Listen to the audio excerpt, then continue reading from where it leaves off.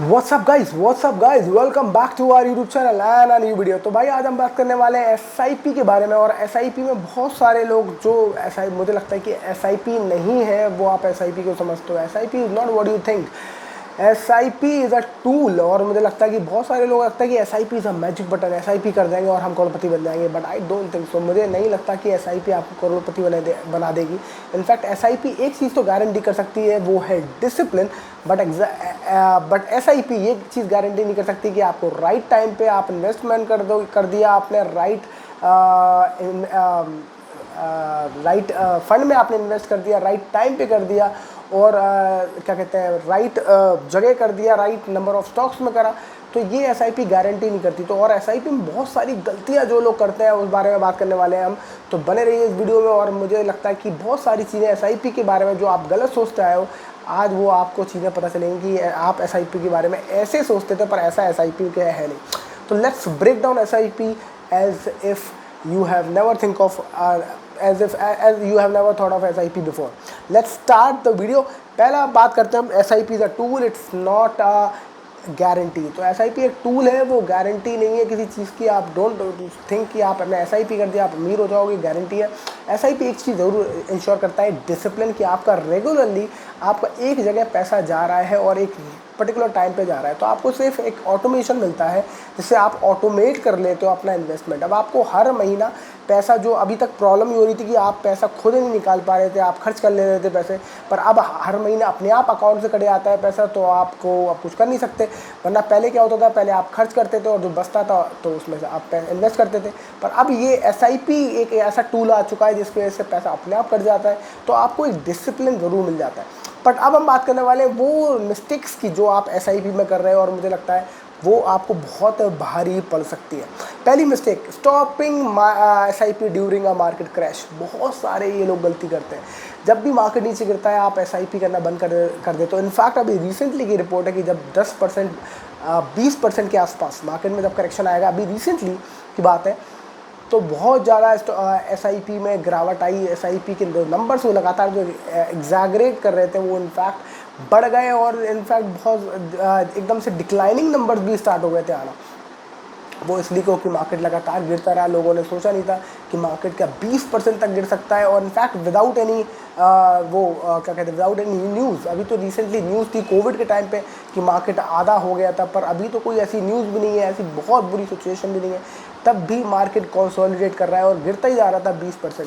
तो लोगों ने क्या किया, एसआईपी करना बंद कर दिया। और सबसे बड़ी गलती करते हो आप, जब एसआईपी मार्केट गिर रहा होता है, जब आपको एसआईपी चालू रखनी है। इनफैक्ट अगर आप कोशिश कर पाए तो इनफैक्ट आपको एसआईपी बढ़ानी है, क्योंकि वो एक मौका होता है उस टाइम पे जब आप ज़्यादा पैसा एक्यूमुलेट कर सकते हो एट योर नीचे वाला लेवल। तो अब आप सस्ता माल खरीद सकते हो, सस्ते दामों पे खरीद सकते हो, और आप ज़्यादा माल खरीद सकते हो। तो एसआईपी कभी भी मार्केट क्रैश में बंद नहीं करनी है, जो कि मोस्टली लोग करते हैं। दूसरी एक बहुत बड़ी गलती लोग करते हैं कि they invest only for 1 year और 2 year, which is again a very stupid thing to do, because 1 साल 2 साल में आप एसआईपी के रिटर्न मेजर ही नहीं कर सकते। एसआईपी काम करता है हमेशा एक लंबे स्केल पर।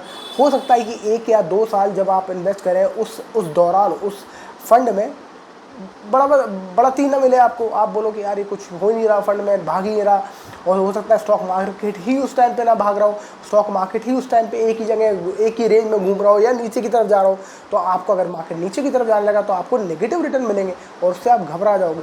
पर अगर आप एसआईपी को लंबे समय के लिए करते हो, 8 या 10 साल के लिए, तो आप देखोगे ऑन अ लॉन्ग हॉराइजन आपके रिजल्ट अच्छे आ जाते हैं, आपके रिटर्न अच्छे आ जाते हैं, क्योंकि अल्टीमेटली मार्केट थोड़ा बहुत कॉन्सनट्रेट करके ऊपर जाएगा, और जब आपका मार्केट ऊपर जाता हुआ दिखेगा तो आपको अच्छे रिटर्न मिल जाएंगे। तो कभी भी एसआईपी छोटे स्पैन के लिए नहीं करनी, ना उसके रिजल्ट ट्रैक करने हैं 1 या 2 साल के लिए, कम से कम 5 से 10 साल मिनिमम आपको देखना ही देखना है। और इनफैक्ट जितना बड़ी आपकी कंपाउंडिंग होगी, 10 साल से ऊपर 20 साल 23 साल, उतने ही रिजल्ट आपको इसमें एसआईपी में मार्वेलस दिखने वाले हैं। तो कोशिश करिए कभी भी इसके रिजल्ट और कभी भी इन्वेस्टिंग छोटे स्पैन के लिए ना करें। तीसरा इंपॉर्टेंट वो है, क्या कहते हैं, इंपॉर्टेंट पॉइंट है, which is the choosing the wrong fund. कभी भी रॉन्ग फंड चूज़ ना करें। अब आप कहोगे रॉन्ग फंड क्या होता है, हमें कैसे पता चलेगा? रॉन्ग फंड आपको ढूंढना है अपने हिसाब से, किस तरीके से आपको स्पेशली देखना है कि उसके एक्सपेंस रेशियो क्या है, यानी कि उसमें कितना खर्चा हो रहा है, फंड मैनेजर जो आपका फंड मैनेज करता है उसका वो कितना खर्चा लेता है, एक्सपेंस रेशियो क्या है, पूरा उसको मैनेज करने का एक्सपेंसेस, मतलब कि कुछ फंड मैनेजर जो होता है वो आपके बिहाफ पर स्टॉक में से पैसे, कुछ स्टॉक्स बेच देगा, फिर नए स्टॉक इंट्रोड्यूस कर लेगा आपके फ़ंड में। तो जब ये सब वो करता रहेगा तो उसका खर्चा कितना ले रहा है वो, अगर वो ज़्यादा खर्चा ले रहा है तो आप देखोगे अल्टीमेटली आपके रिटर्न बहुत ज़्यादा बनेंगे, पर वो खर्चा भी उस हिसाब से ले लेगा। तो जब वो इतना खर्चा उसमें तक काट लेगा अपना, तो अल्टीमेटली आपको रिटर्न मिलेंगे कम, और आप बोलोगे यार ये तो बहुत बेकार हो गया। तो अल्टीमेटली आप बहुत ज़्यादा रिटर्न के साथ नहीं निकल पाओगे। इसलिए एसआईपी में हमेशा जब भी आप चूज़ करें, आपको ये चूज़ करना है कि आप डाइवर्सिफाइड पोर्टफोलियो पकड़ लें, जहाँ अगर आप सोचो आपने एक ही पर्टिकुलर एसआईपी कर दी एक पर्टिकुलर सेक्टर में, फॉर एग्जांपल आपने कहा मैं डिफेंस सेक्टर के स्टॉक्स बहुत चल रहे हैं, मैंने अभी इसमें इन्वेस्टमेंट कर दी, पर अभी आपने इन्वेस्टमेंट तो कर दी, पर आफ्टर अ वाइल जब डिफेंस स्टॉक चुप हो जाएंगे या शांत हो जाएंगे, फिर आप बोलोगे 5-6 साल हो गए डिफेंस के स्टॉक ही नहीं चले, मेरा एसआईपी चली गई। इसलिए नहीं चली क्योंकि डिफेंस स्टॉक भी एक वक्त तक ही चलेंगे, उसके बाद कुछ समय के लिए सो जाएंगे।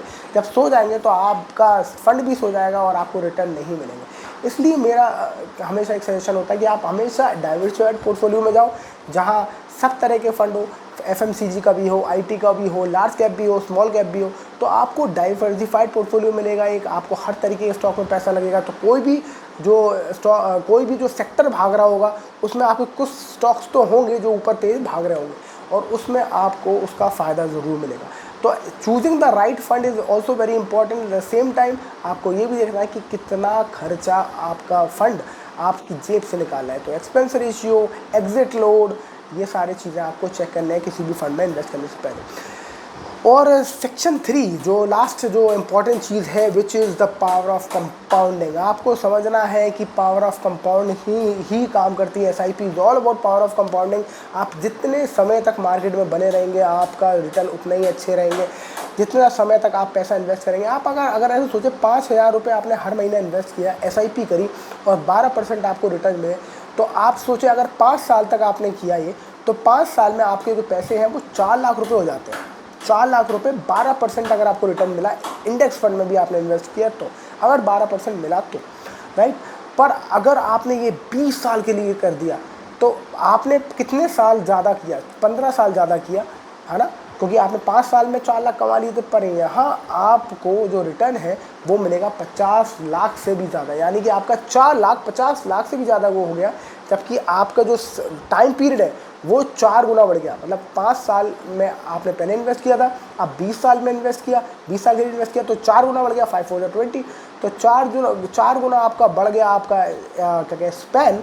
पर आपका पैसा 4 गुना ही बढ़ा, आपका पैसा बहुत गुना बढ़ गया, 10 गुना से भी ज़्यादा हो गया, 4 लाख से 50 लाख से भी ऊपर हो गया। तो आपको ये समझना है कि it's all in the power of compounding. जो आपको करना मतलब सारा जो मैजिक है वो पावर ऑफ कंपाउंडिंग में है, ना कि ये ढूंढना कि मेरे को 12% रिटर्न मिला या 14% मिला, क्योंकि वो आपके ज़्यादा हाथ में होता नहीं है। वो अल्टीमेटली आप लकी होते हो, आपका अच्छा फ़ंड ले लिया आपने, कम एग्जिट लोड वाला लिया, अच्छा फ़ंड लिया और अच्छा उसका परफॉर्मेंस है तो आपको ज़्यादा रिटर्न मिल जाएगा, और अगर अच्छा नहीं दिया तो आपको कम मिल जाएगा। पर ऑन एन एवरेज आपको 12-15% रिटर्न मिल जाना चाहिए, अनलेस आप बहुत ही ज़्यादा महंगा फ़ंड जिसमें एक्सपेंस रेशियो और एग्जिट लोड बहुत ज़्यादा हो वो ले रहे हो, तो आपको ना ले रहे हो तो फिर डिसेंट रिटर्न आपको मिल जाते हैं। तो अब करना क्या चाहिए अल्टीमेटली, हम एक बार इसको क्लोजिंग कॉल कहते हैं। तो what should we do? We should always choose good SIP के लिए mutual fund which with diversified investments, जो ज़्यादा डिफरेंट तरीके के स्टॉक्स में पैसा लगाएं, एफएमसीजी, आईटी, फाइनेंस, फार्मा, हर तरीके के जो स्टॉक्स खरीदे, ऐसे म्यूचुअल फंड में पैसा लगाएं। दूसरा, कम से कम मिनिमम 5-10 साल से नीचे का मत सोचें अगर आप इन्वेस्टमेंट कर रहे हैं। तीसरा, बहुत important, never stop during a crash का टाइम तो इनफैक्ट आपको अपना इन्वेस्टमेंट बढ़ाने के लिए होता है, कम करने के लिए नहीं। तो एसआईपी हमेशा चलते रहना चाहिए। अगर आप कोशिश कर सकें, आपके पास पैसा हो, इनफैक्ट और इन्वेस्ट कर सकते हो उस टाइम पे। और लास्ट वाला पॉइंट, 4th पॉइंट है रिव्यू और फंड परफॉर्मेंस एनुअली। हर दिन अगर आप एसआईपी का पोर्टफोलियो को उठा के देखेंगे तो आप हमेशा परेशान ही रहेंगे कि ऊपर जा रहा है, फिर नीचे आ रहा है, फिर ऊपर जा रहा है। अपने पोर्टफोलियो को एनुअली देखेंगे कि एनुअली कैसे परफॉर्म किया है, इनफैक्ट अगर आप 10 साल में देखेंगे तो आपको और अच्छे रिजल्ट मिलेंगे, क्योंकि एनुअली हो सकता है अगर आप साल भर में भी देखें तो आपको उस साल पर्टिकुलरली आपको बहुत अच्छा रिजल्ट ना मिले, पर अगले साल अगर 1-2 साल आपका पोर्टफोलियो अच्छा काम नहीं करता है या म्यूचुअल फंड काम नहीं करता है तो नेक्स्ट आने वाले साल और अच्छे होते हैं, क्योंकि अब वो 2 साल से जो सोया हुआ है तो अब तेज़ भागने वाला है। तो these are the common mistakes जो मोस्टली लोग एसआईपी में करता है। आई होप इस वीडियो को देखने के बाद आप ये गलतियां नहीं करने वाले। अगर आप बताइए आपने ऐसी कौन सी गलती करी है, क्या आपने अपनी स्टॉक मार्केट क्रैश के दौरान आपने अपनी एसआईपी रोकी थी? अगर हाँ तो कमेंट सेक्शन में ज़रूर बताना, and I will see you in next video. Thank you so much for watching, bye bye.